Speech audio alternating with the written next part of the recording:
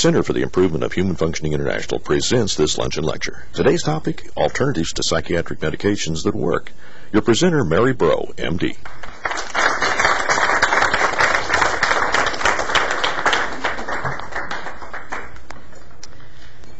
Good afternoon, and thanks to everybody for showing up today. I'm really excited, as always, to have this opportunity to help folks learn a little bit about, oops, I'm going too fast there. Learn a little bit more about alternative medicines and the ways that it can work for you and your family. I guess I'm kind of curious before I start, how many of you are here because you have particular personal interest in this topic, as far as maybe a child or a grandchild or someone else that you love who's been diagnosed or being treated for a psychiatric illness? For a couple of people. That's good. As I thought about presenting on this topic, what I found myself wanting to start off with, at least, was just talking with you first, just to kind of give you an overview of what exactly a mental health assessment of a child is, because I found that in my practice, many people sort of began the process with lots of questions and not really knowing what to expect from having their family be involved in mental health treatment. And then I wanted to, as well, kind of go over some major areas of treatment, contrasting both typical biologic treatment with the biologic treatment of the kind that we do here at the center and other places.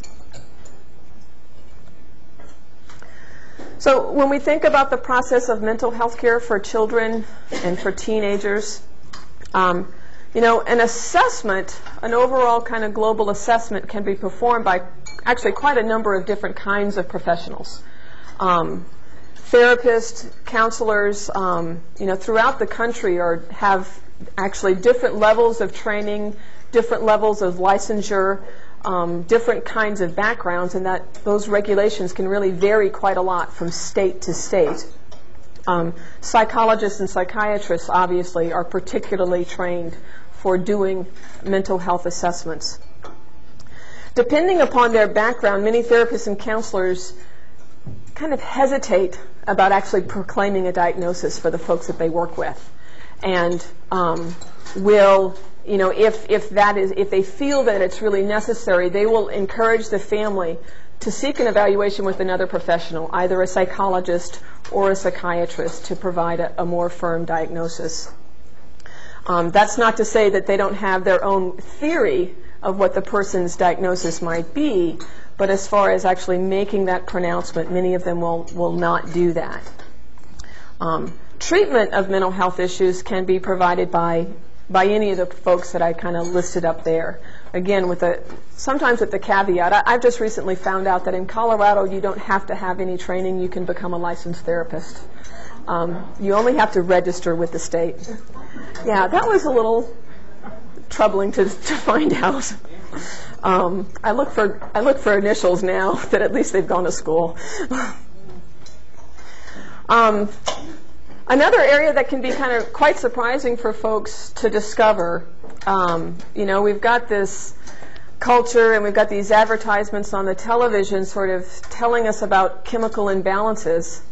And sometimes I find that over the years, many people have been quite surprised to know that there's no blood tests. Psychiatric diagnoses are made based on, really, it's on the story of the illness. It's a diagnosis that you can come to by interviewing the folks that are involved within, and particularly when we're talking about children and teens, interviewing the family, perhaps interviewing a teacher or grandparent even. Rating scales are used to a varying extent depending upon the professional that's involved in the case.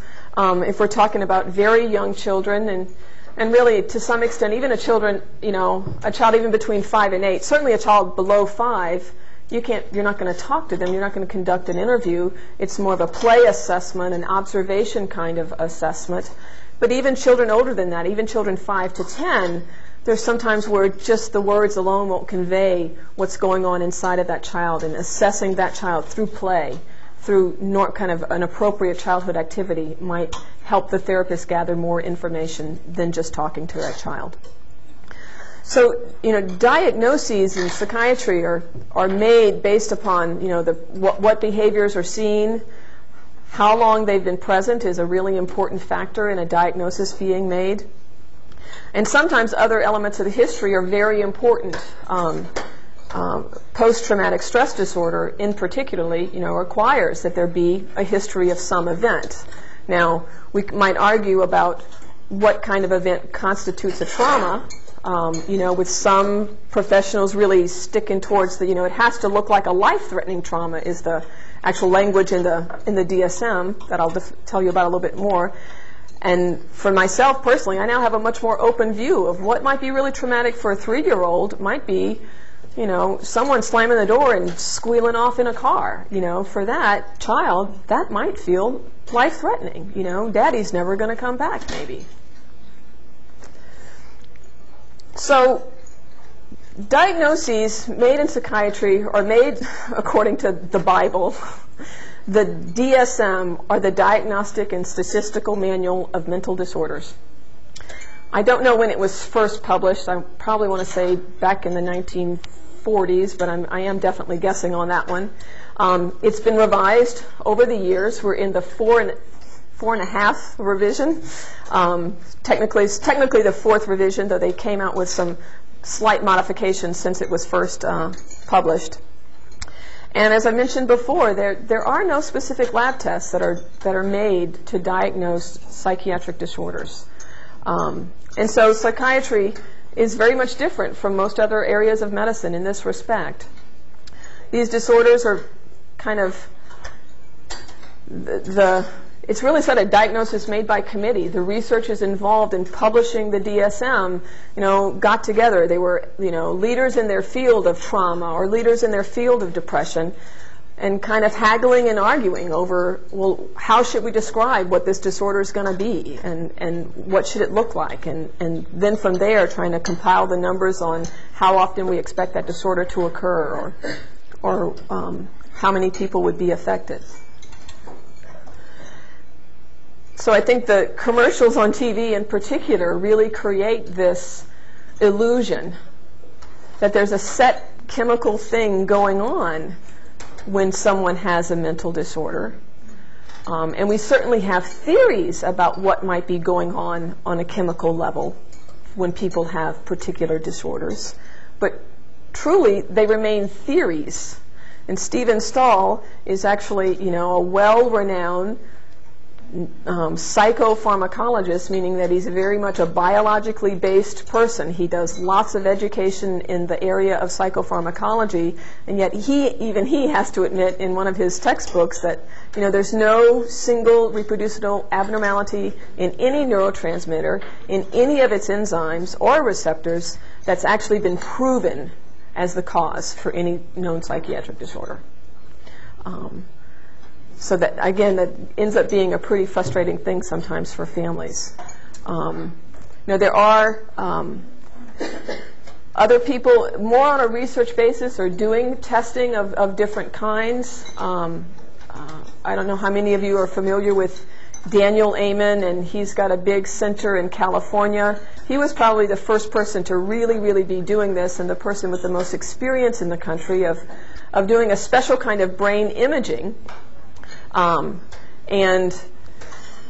got some issues with doing that kind of picture. It's just one moment in time, and I think anything can happen as soon as you step into that area, that your brain just changed just because you went to California. In fact, if you traveled across the country. Oh, didn't mean it quite that way, but go ahead. In my own town in Denver, there's a center called Brain Matters that's really, to be quite frankly, it's a commercial operation. And here recently, when I had the chance to speak to an academic psychiatrist from back east, and a colleague of mine from Denver asked him, kind of, what do you think about this? He was quite frankly appalled that people were being charged $5,000 and $6,000 to get a picture, which is what they charge.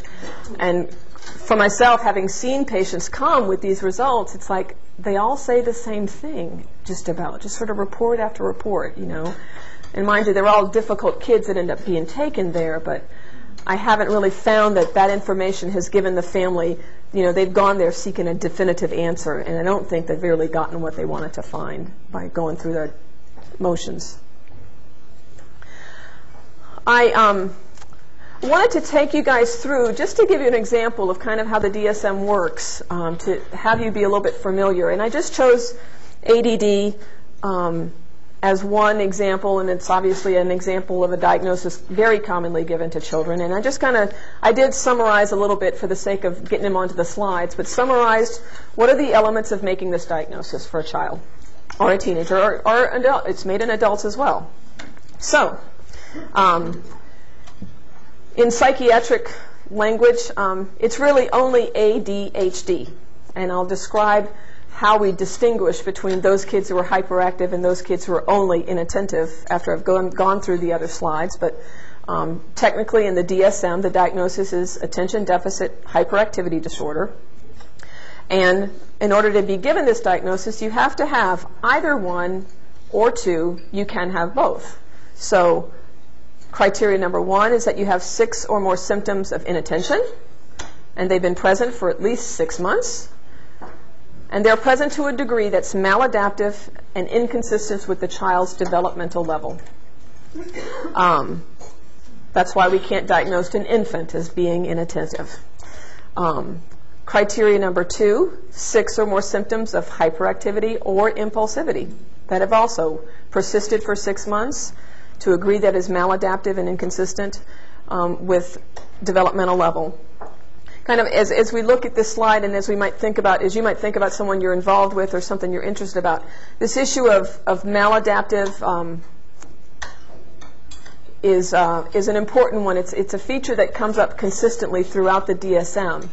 That all of us can have our ups and downs in how we function for a couple of days or a few hours or anything like that, but in order for a psychiatric diagnosis to be made, it really has to be of a degree that it's causing significant interference with a person's functioning. So it can't just be something that kind of bugs you a little bit.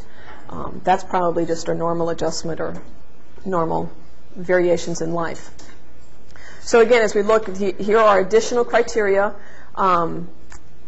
for making this diagnosis, that at least some of these symptoms need to be clearly present before 7 years of age.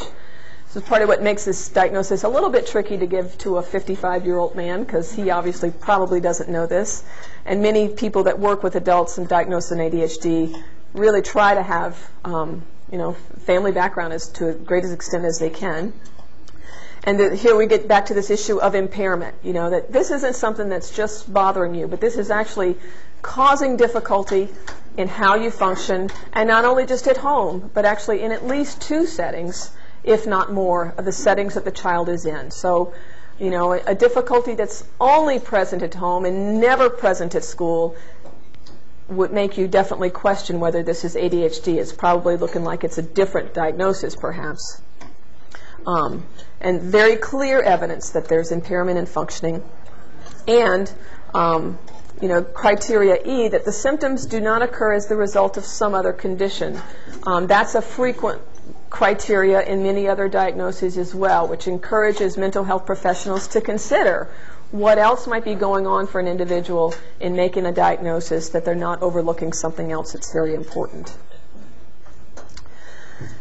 So let's look at what are the criteria for inattention. How does the DSM define inattention? So often, which I highlighted here on the top of the slide, often precedes all of the things that follow here. So often fails to give close attention to details, often has difficulty sustaining attention in tasks or play activities, often does not seem to listen to when spoken to directly, often does not follow through on instructions or fails to finish tasks, often has difficulty organizing tasks, often avoids, dislikes tasks requiring mental effort, often loses things, often is easily distracted, and is often forgetful. And as we said before, they need to have 6 of those things to be qualified as being inattentive. What is hyperactivity and impulsivity? Often fidgets or squirms. Often leaves their seat when they're supposed to be seated. often runs about or climbs excessively, often has difficulty playing quietly, can be described as being on the go or driven by a motor, or talking excessively, and those are the hyperactivity criteria. And I might have really paraphrased that a lot because that's just 6 there. Kind of squeeze things together for the purpose of not making these slides overly busy. As I mentioned before, under this coding, there's only one diagnosis. It's ADHD. However, based upon how the things scored under inattention and under hyperactivity, the diagnosis would either be ADHD, primarily inattentive. The diagnosis could be ADHD, primarily hyperactive and impulsive, or ADHD combined type.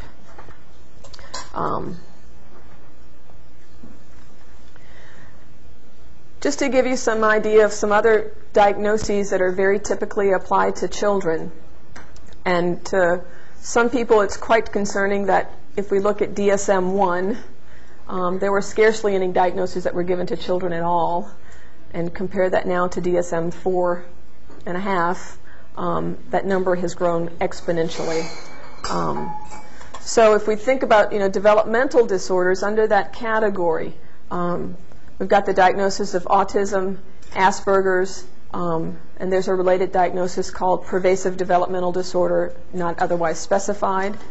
There's the diagnosis of mental retardation, which doesn't look at all at the cause of mental retardation. As you may know, there's different biological causes as well as unknown events that can cause mental retardation.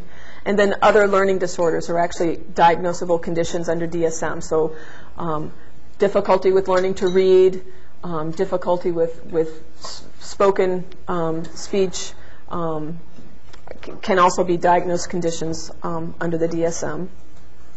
Mood disorders, the broad categories of mood disorders in the DSM, and there are many other kind of subcategories under each of these labels. There's depression, which can either be used to describe one episode. It can be used to describe recurrent episodes of depression. It can also be used, a dysthymia diagnosis can be used to describe not a critical level depression, but just a subtle kind of chronic low-level grade of depression that actually can be given to children as well as to adults. A low-grade depression that persists over many, many months. Bipolar disorder is a diagnosis that 20 years ago was not given to children and is increasingly given to children with such alarming frequency that it's quite concerning. There's a lot of controversy about this diagnosis. Even the people that kind of really believe in it and are researching disagree with each other about what it is and how to diagnose this. It really makes it hard for us people way out in the field and dealing with kids with difficult behavior to really even be certain what is and what isn't bipolar disorder in children. The one problem that I have the greatest with this diagnosis is how frequently this diagnosis is given to children of trauma. And the trauma part of their life is ignored, and we're not looking at how that might influence how this child is behaving, and just trying to find a biologic chemical explanation for what's going on with them. And they are often put on combinations of drug cocktails that are pretty scary looking, 4, 5, and 6 drugs at the same time. Under anxiety disorder, there are quite a number of different diagnoses that can possibly be given, and I didn't even list all of them there, again, just to keep these slides from being too busy here. Separation anxiety, kind of referring to kids who really have such an extraordinary difficulty kind of being taken away from mom or going to school in the morning. School avoidance, which is more just kind of often an outgrowth of separation anxiety, but a diagnosis given to children who are just really, truly struggling with being in school and staying in school all day, and that can be quite difficult for them. Generalized anxiety disorder, implying, kind of a chronic, anxious kind of feeling person who is reacting really throughout all of life. So not just to situations and not just to certain people, but just to everything. There's an unease and a worry and a concern about safety, about security in all situations. post-traumatic stress disorder is the sequelae of trauma for a lot of people and for a lot of kids. And there's a hyperarousal, a vigilance, a sense of being on guard and being concerned about your surroundings all the time that goes along with that. Substance abuse disorders are obviously diagnoses that are given to children, and under substance abuse disorders, the DSM has different classifications based on what substance we're talking about. The DSM also has different classifications for abusing a disorder and being dependent upon, abusing a substance rather, being dependent upon a substance, being intoxicated by a substance, withdrawing for a substance. So all of those things can be diagnosed independently. And finally, schizophrenia is not a diagnosis given frequently to children, but there actually are, it is a diagnosis that's periodically given to even very young children, with specifiers for the fact that the diagnosis is being made at a young age. So you go on to think about the possible options for treating emotional and mental disorders in children and teenagers. We can kind of think of things as being in three broad categories: the psychosocial therapies, biologic therapies, and the category of mind-body healing. So what is therapy supposed to be? I heard somebody recently, I was at a meeting with a group of psychiatrists, and he threw out the number that there were about 450 different schools of therapy. So we're talking about a pretty broad area. And by schools of therapy, just meaning kind of different ways of approaching human development, different ways of approaching, development that goes off track, different opinions on how to correct that. You really don't know what you might be getting as you just call any particular therapist on your insurance list or from a phone book list, kind of what their approach might be and how they would handle a certain problem. And if you got 10 therapists in the room, you might get close to 10 different opinions on, then perhaps even disagreeing about diagnosis and definitely disagreeing about treatment for any particular condition or problem. So again, as I'm thinking about this lecture as being kind of a guide to the overall process, it's really important for you, the parent, choosing who you would take your child to, that both you and hopefully the child as well would have a sense of safety and trust, that you're being told something that you can feel okay about doing.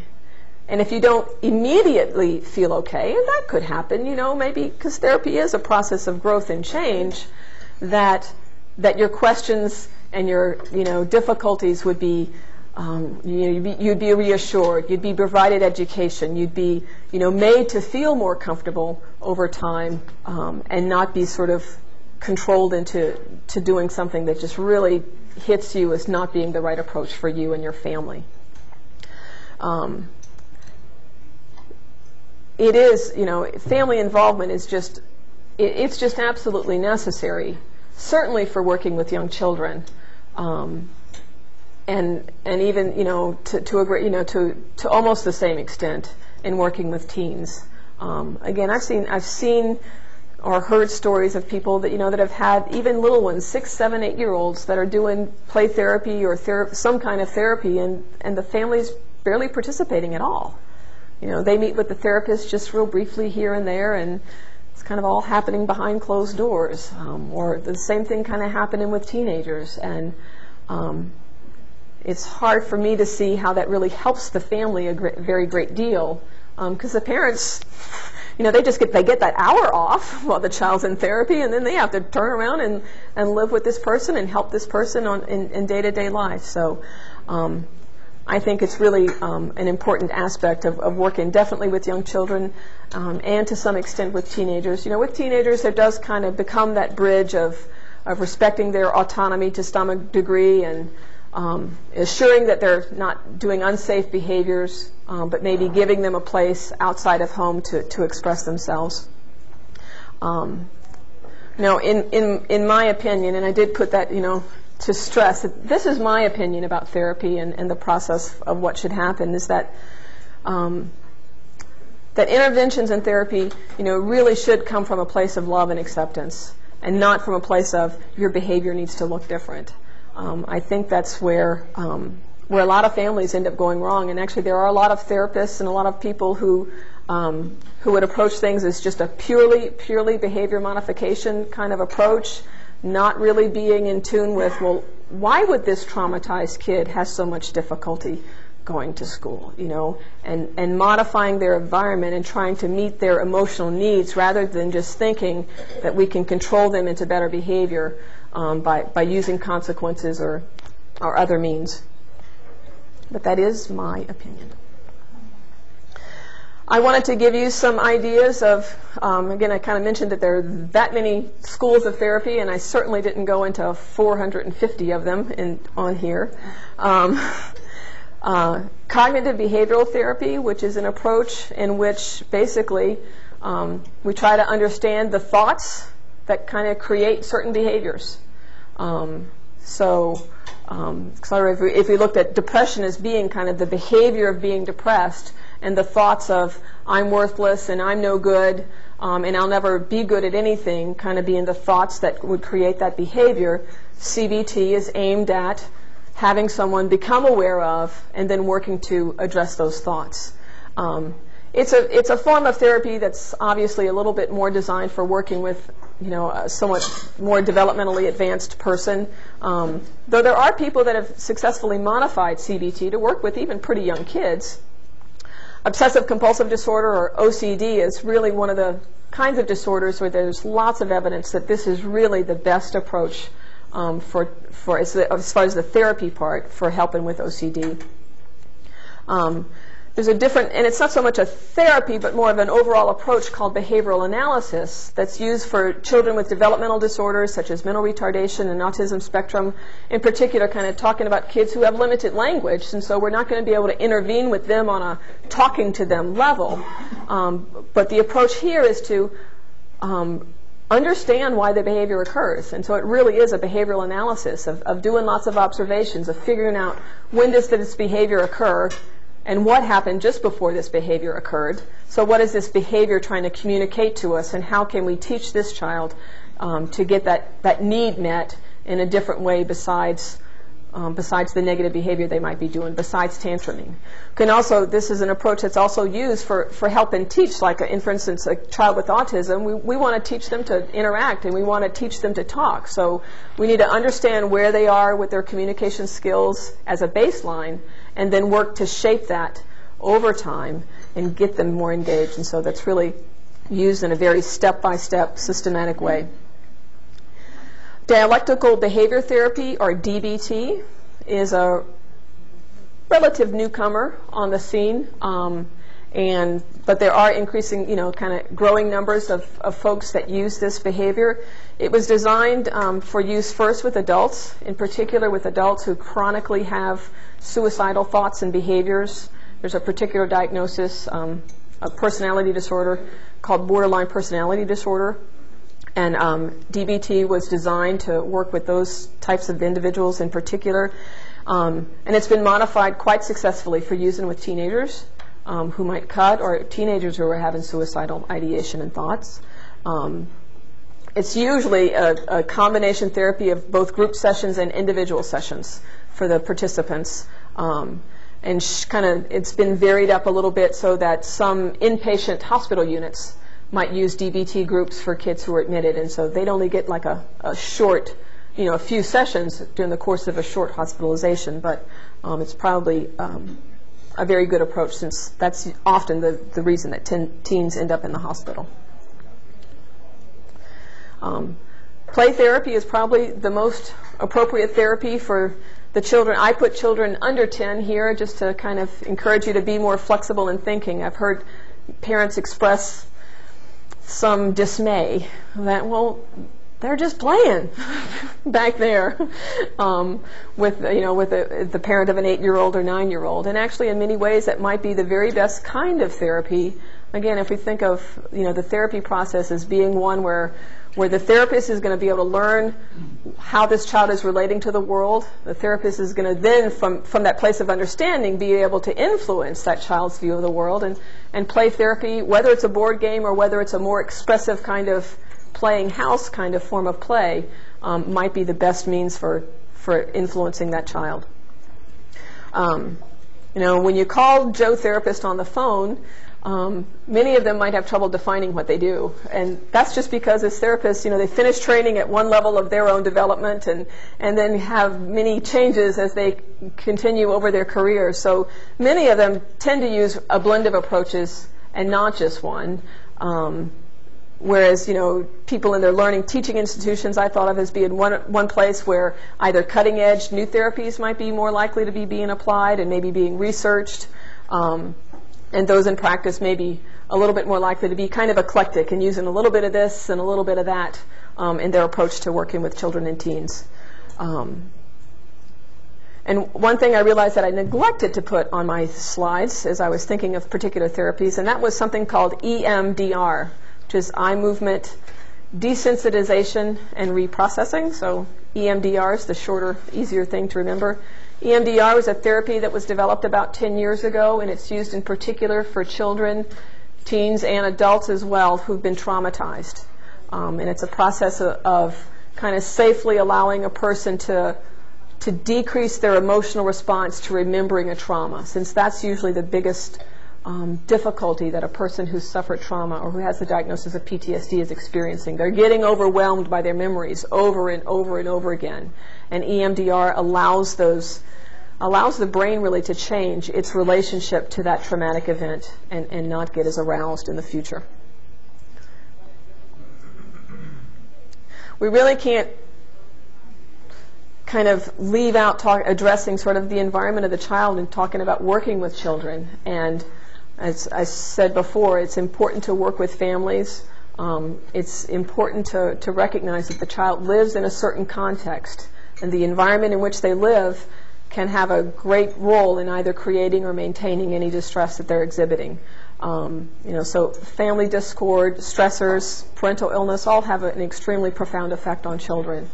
From what I've now learned about stress and how we regulate stress and how we come to deal with it, I know, families that are coming to see me are often very stressed about their child, obviously, but they may also be very stressed about work and very stressed about other relationships.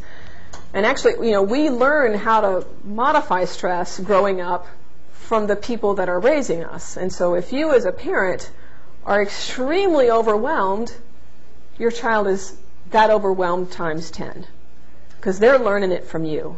And if you're struggling to handle your life, even if it's only your child, you can't influence that child to better behavior from a place of being aggravated, stressed out, and overwhelmed with them all the time. And that really needs to be the place to start in working, especially with these really difficult kids.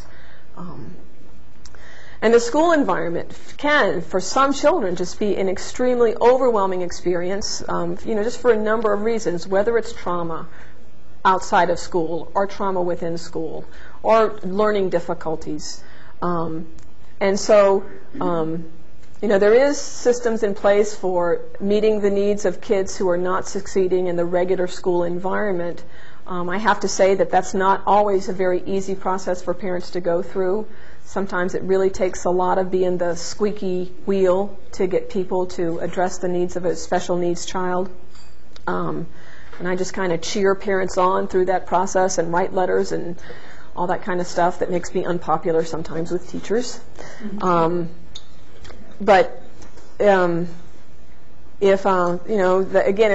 Schools are sometimes very focused on outcomes. They're very focused on what behaviors look like and not necessarily very concerned about what's going on inside of a person. And sometimes that's exactly what a child needs more of and less on learn right now. So on to thinking about biologic treatment, which I kind of loosely broke down into thinking about medications, nutrition, and supplements. And I'm not going to spend much time on going over all of the medications and side effects. That would be a little bit atypical for this place in general, though I suppose if there were interest, we could do a whole talk on that sometime. Medications are prescribed basically because that's what doctors know how to do. And doctors tend to do what they learn how to do and do it over and over again. And in particular, we're told to rely on these double-blind studies and sort of look for proof. Now, in child psychiatry, proof is actually far and few between. There's proof for the stimulants, and that's really about it in child psychiatry, despite the fact that antidepressants are prescribed and bipolar medications like Depakote and Lamictal and other medications are actually prescribed, in vast numbers. But there's really not that much hard evidence for efficacy and usefulness of drugs in children. And the biggest problem with them, of course, is that they do work some of the time for some of the people, but without ever really addressing what happened or what caused this. And in particular, when medications alone are used for treatment, you're really not helping that individual very, very much. So can nutrition by itself just do anything for helping how a kid's behaving? And I truly believe that it can for a number of reasons. The possibility that negative behavior is coming and developing just because a person has a sensitivity, not so much an allergy, but just on some level their body is not agreeing with some of the foods in their diet. It's an area that we very much focus on here at the center. And as I'm a new person to being a staff member and relatively new to this approach, I keep on finding more and more evidence that convinces me that this is the case. And so sometimes getting rid of these foods, either by testing or doing an elimination diet, can be very helpful. Looking for the presence of yeast overgrowth, which can interfere with digestive health, as well as create toxins in the body that can alter behavior. Other parasites or other types of behavior can also be present, which would perhaps interfere not only with digestion, and then nutrition, and then behavior. So in general, kind of a quickie approach to help in digestion is supplement with a probiotic, or eat yogurt a lot, but just stay away from the gross stuff, the Go-Gurts of the world. Eat real food. That's really the bottom line for helping a child with difficult behaviors. And I know that for teenagers this can be quite a challenging thing. I pretty much blew it with one of my adolescent patients the other day, second or third visit, and he finally expressed his displeasure because I was telling him what to eat. And he's had it with me. He eats junk food. I mean, the kid's living on junk food. But eating several times a day, I can't tell you how often I see a teenage girl who's never eaten breakfast, never, and eating processed foods all day. Processed foods just, it's calories in, but there's nothing else behind it to help our bodies function. As well as there's increasing research. It's not just a theory that additives and preservatives that can cause behavior problems, but it's actually been proven. The sugar thing, as you look for research papers really supporting that theory, there's less evidence, but again, if we think of sugar as not being, there's no nutrition there, we know it can cause havoc that way. And just a high sugar intake, we know, does cause rises and falls in blood sugars. And how many of us notice that when we haven't eaten in a long time, we're grumpy, and right after we eat, we're a little bit wired sometimes. So staying away from sugar just to keep your blood sugar stable can help keep your behavior stable as well. A variety of nutrients have been both studied and found to be effective in treating mood disorders and behavior problems in children and teens. And here's kind of the group of them together: the omega-3 fats, amino acids, inositol, and just in general vitamins and minerals. And I wanted to just touch on this particular product called Empower Plus. So omega-3 fats are the fats that we get from fatty fish and fish oil, flaxseed, and walnuts in particular. The animal sources, like the fish sources, contain two kinds of fat called EPA and DHA that our brains need, and it's used throughout our body as well. The plant sources contain another form of that omega-3 fat, which if we're healthy and if we have a certain enzyme functioning properly, our bodies can turn it into EPA and DHA. But if somebody really has a significant mood disorder right now, I'd rather see them start on fish oil, because I know that's going to give their bodies exactly what they need immediately. We have found out through epidemiologic studies that there's a decreased incidence of depression, ADHD, and other mental illnesses in countries where more fish is consumed. The numbers here are pretty impressive. And omega-3 fats have been researched in ADHD, depression, and bipolar disorder at this point. And whereas it's not necessarily been used as single treatment, it's certainly helped those people, on meds and omega-3 fats be more stable. Like in the bipolar patients, had fewer recurrences of their disorder when they were taking doses of fish oil. In using omega-3 fats, the doses used in these studies have varied pretty widely, with some being incredibly high, which I wouldn't necessarily encourage someone to just kind of do on their own. But just as an average range of a starting amount of 2 to 4 grams per day for like an average adult, and just depending on what size child we're talking about, kind of modifying that would somewhat. It's really hard, it's hard to get too much. I think your stomach would protest before you got at too high a dose for most of us. Getting started on fish oil can cause some stomach upset and change in your stools and the fish burp that can happen, but you can easily modify all of those things by going slow, and buying a higher quality fish oil means that you're less likely to have the regurg that's known with that. And looking at using the amino acids, this is an area, as the title of my thing was Things That Work, and so I was really sort of pushing myself, okay, where can I find the research and where can I find more proof? And this is an area that is, I'll admit, it's less researched, but it's just an area that intuitively kind of makes sense when you think about what we're doing as we use amino acids. Amino acids are the building blocks of proteins, and they're also the building blocks of brain chemicals.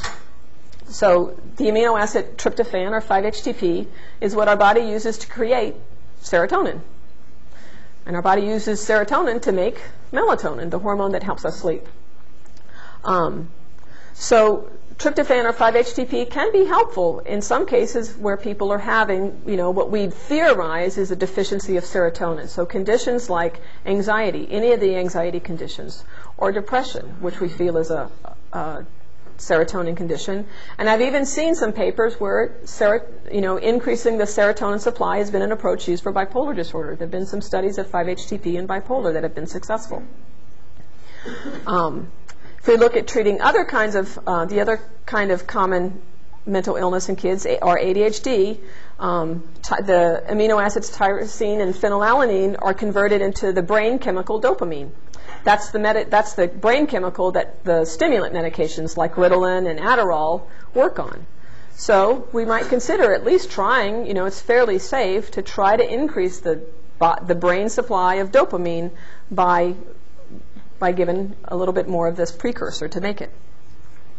One other amino acid called GABA can be helpful for anxiety. And doses in that could start at 100 milligrams 1 to 3 times daily. Amino acids are definitely, on some level, they're a lot like using medicines. And so they should be used quite carefully and cautiously with just like with medicines, I encourage families and parents to, take notes, watch what happens, record what's going on so you're not scratching your head and trying to remember what happened later. One very interesting compound that has been used quite successfully in treating quite a number of disorders is inositol. Inositol occurs naturally in our bodies. It's present in high concentration in the brain tissue. And what we think it does in the brain is actually kind of amplifies the signal that serotonin would start. So a neurotransmitter kind of starts a signal for the cell to do something, and inositol within the cell kind of revs up the engine a little bit. And inositol is found to be effective in depression, panic, and obsessive-compulsive disorder. The doses used for treating these disorders have ranged from 6 grams a day, which is still a fairly high dose, to as high as almost 20 grams per day. It can cause stomach upset, which you can minimize by going slow on the dose. In using it in these kind of doses, you need to buy inositol powder. Inositol in capsule form is usually in about 500 milligram capsules, which that would be quite a number of pills. But in powder form, it's just a couple of teaspoons, or even less than a teaspoon, and it's kind of sweet tasting. It's easy to mix into a liquid. thinking about the use of other vitamins and minerals. From this functional kind of nutritional approach to medicine that we take here, we recognize that vitamins and minerals are involved in the production of all the brain's chemical messengers. So the B vitamins, vitamin C, minerals like zinc, copper, and magnesium are just some of the things that our brain and our body needs to have in adequate supply in order for things to function properly. We know from lots of different studies that most Americans just simply don't eat enough of these nutrients. And in several studies, just not even taking psychiatric patients, but just taking college students or just taking people from a workplace and giving them vitamins and minerals and sort of measuring how these people were functioning over time, not high doses of minerals and not measuring how they were, what their levels were before they started the study, people have noted improvements in that. And I wanted to just touch on, just to make you aware, that as much as, this approach of using nutrition for treating mental disorders is still being met with a great deal of resistance out there in the world, and yet there's a group I'm aware of, I'm sort of on the fringes of, not a real participating member, that's actually studying a vitamin and mineral supplement called Empower that was developed in Canada by a swine nutritionist. On behalf of a family who had severe bipolar disorder. And the gentleman whose family was affected, I've met him. And when this product was developed, his 20-year-old was severely ill, as was his 14-year-old son. And they're both drug-free now, having been put on these products several years ago as they first developed it.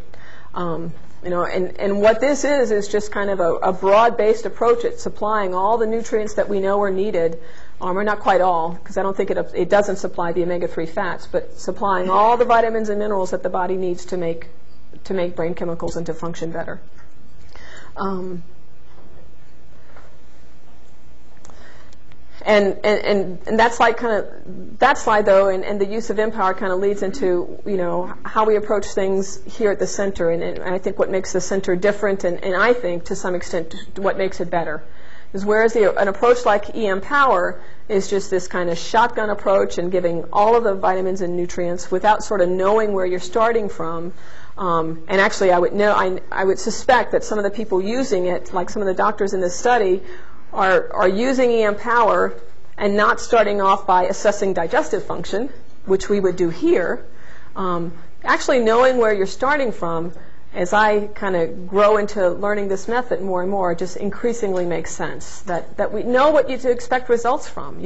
Fish oil would work if we know that we find out you're already a little bit on the low side before. But if you were already supplementing with that and your levels are already pretty high, it may not help for me to tell you to take more. Finding out what foods you're really sensitive to and not having you do the guessing game of learning food sensitivities completely on your own might really help and get you that much quicker on the road to health.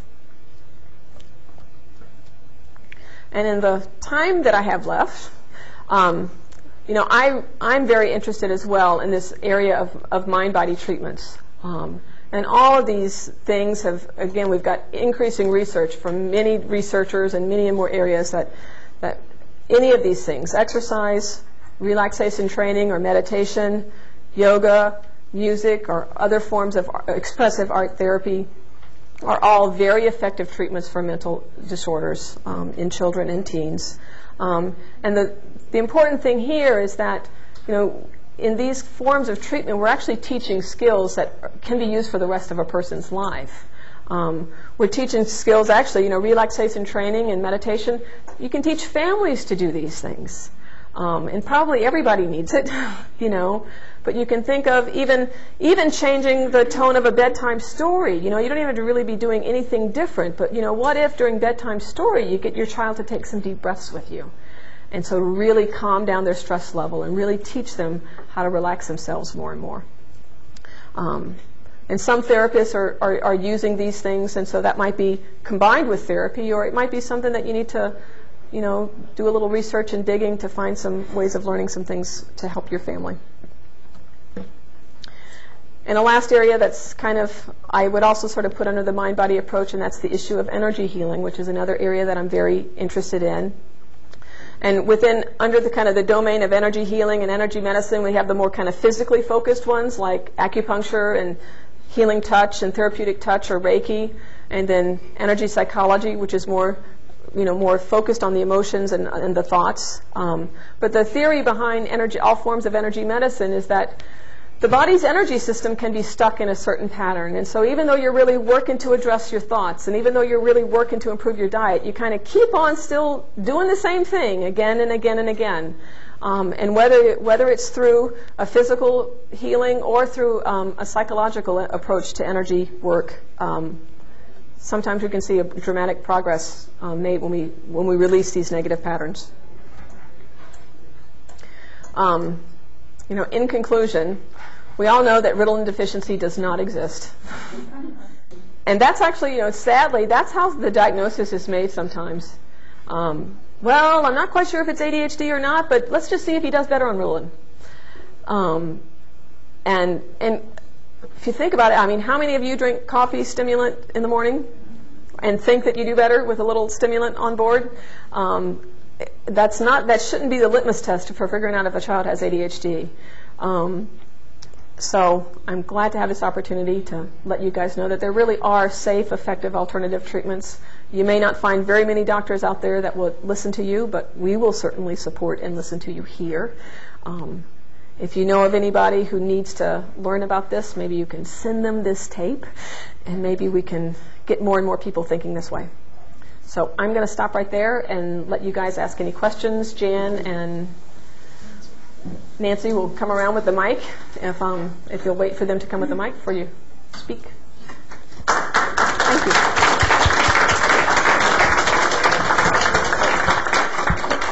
If you have any questions, just raise your hand and we'll come along with the microphone. In the other diagnosis on the sheet on page 2, you talked about other learning disorders. Right. And you mentioned reading. Does this go across the board in other subjects like math too, or is it more so in reading? I think there's a mathematics learning disorder that's actually a diagnosable condition. When we look at the learning disorders, those are particularly things that you need a specifically trained, usually either an educational psychologist or other psychologists that are really more skilled at doing the assessments that would be needed for making that kind of diagnosis. It wouldn't be a diagnosis that I could comfortably make. I could suspect it and could refer somebody to someone else for clarification of something like that. But it really kind of requires pencil and paper testing procedures to be done. How would you assess the digestive function? Through a number of different tests. Often, one place to start is looking at that food sensitivity test, testing for the presence of yeast either in the stool, or we can test whether your body is having a reaction to it by looking for antibodies or the chemicals that fight infection. So we can look at if your body's creating those. And there are some other tests there's a test called Inattention, which kind of assesses how well your overall digestion is. It's a really quick screen to do that. And there's another test where we kind of give your body a challenge, and it's a certain mixture of sugars. Some you should absorb and some you should not. And so if we find those sugars that normally should just kind of pass through, if we find those in your urine, that means that your digestion is too leaky and things are kind of getting into your system, into your blood, that should have stayed within your gut, which means that your gut is unhealthy. And Dr. Ron may want to clarify that answer and give a little bit more. Oh, no? No, I was just going to say it's interesting that, the title of the presentation, which was very good, Help Kids Stay Drug-Free. Isn't it interesting that we live in a culture where we're so against drugs? Because, I think a lot of people looked at that title and thought, well, maybe this is about, the street drugs or the illegal drugs. But we're talking about prescription drugs that are proliferating at this point in time, and alternatives for ways to help the child adapt better without necessarily using a chemical method. Right.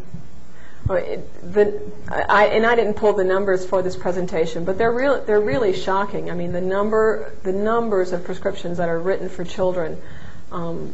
ADHD stimulant medications are probably given conservatively to 1 in 50 kids, and the number may well be higher. The antipsychotic medications, Risperdal and Zyprexa and Seroquel, which are really new medicines. And what we know about new medicines is that it takes us 20 or 30 years to find out what the real long-term side effects are of any new medicine, and they're being prescribed to children in just alarmingly high rates. And we know of some short-term side effects with all that group of medicines, weight gain, and even in the absence of weight gain, diabetes risk seems to skyrocket in people taking these medicines. Changes in their lipid profile, so we're raising their cholesterol, we're raising their triglycerides. It's quite concerning, and I've been really happy to find out that I can do things differently. I was curious, why do they not provide supplements and nutrients to these young delinquent centers that we have in our county and in our cities? Let's say from 7th grade on up to seniors, you have delinquent centers of all boys and delinquent centers for girls. What's going on with that? So far that kind of approach has only been done, basically because an interested professional kind of spearheads the effort and makes it happen, but it's not happened on a big enough level. Dr. Jackson lent me a book of his that was old. It was from the early 80s. And this woman had been doing that approach, for that long. She was not even residential. She was just getting kids, she was she was a parole officer, managing to get her kids to change up their diets, convincing them that their junk food diets were going to get them in jail. And there are controlled diets over at King's Achievement Camp and Judge Riddell's Center. These are all controlled diets. There's just that lack of awareness that whole foods are superior to processed foods. People think food is food, and that it doesn't matter what form it's in. But it's bit by bit we're going to teach people what our bodies really need, which is it's not just calories, and it's not just carbs and fats and proteins. We need real nutrition. Jan, there's someone behind me. Sorry. When the doctor says, well, let's try this because of the malbehavior, and you're so happy to have something which is going to work, how do you, not necessarily argue, convince the doctor, I really don't want to try drugs, but if the doctor isn't really aware of what the alternatives are, where do you go to get this extra help? And this is a granddaughter that does not live in town, so you don't have you to go to. In part, number one, I think it really depends upon the doctor that we're talking about. For myself, I was at one point fairly closed-minded about things like this, and yet when I had a parent or two kind of come in and say to me, thanks for the advice, but we're going to do things a little different, and they were still glad to come back and meet and tell me how things were going, and I was open enough to say, well, okay. One of the things I think can help, because again, all doctors, we have this reflex to make it better, like do something right now. And so if a family person would just say to me, well, we know this is kind of concerning, and we know it's kind of serious, but we're prepared to handle it, and we're prepared to handle it through doing A, B, and C instead of medicines right now. Can we get that started? Can we come talk to you later? But by the way, would you still support us that we need changes at school? You've assessed my child. Will you still give me a letter that says that there's a diagnosis here, or there's some level of concern here, but know that we don't want to do just medicines first. I think just kind of, again, when you go in with your child, the doctor feels like he has to be the one to fix it. And if a family's willing to kind of step up to the plate and say, no, we're willing to take some of the responsibility. You don't have to be the one to be fixing this for us. I think that helps a great deal. The preceding program was presented by the Center for the Improvement of Human Functioning International in the Bright Spot for Health Lunch and Lecture Series. To inquire about additional health-related information available on DVD, audio CD, VHS, or audio cassette, simply call 316-682-3100 or drop by 3100 North Hillside in Wichita, Kansas. To discover more about the center and what we have to offer, be sure and visit us on the web at www.brightspot.org.